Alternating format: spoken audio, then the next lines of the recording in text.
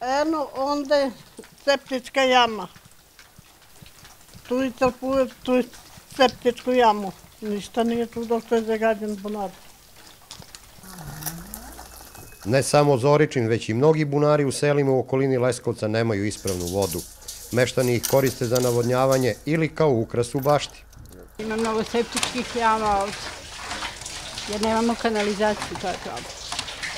Pa ne, da pijenje, ne pijem. Pa ovaj deo da je zagađen. Zagađeno nije za... Svi bunari? Pa mahom svi.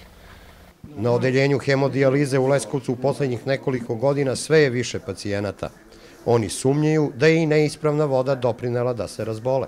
Smatram da je jedan od uzroka ta velika zagađenja, nepažnja i prljave vode i tako, da su to sve uzročnici da dođe do toga.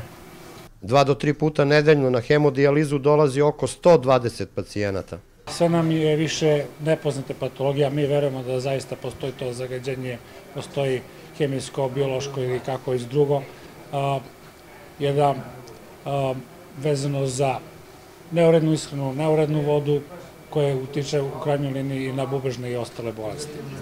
Zagađenu vodu ljudi mogu da izbegnu, ali ne i biljke. Teške metale i kancerogene materije koje iz vode i zemlje upije voće i povrće pojedemo mi i domaće životinje. Procenjuje se da samo na području Leskovca ima oko 200 divljih deponija.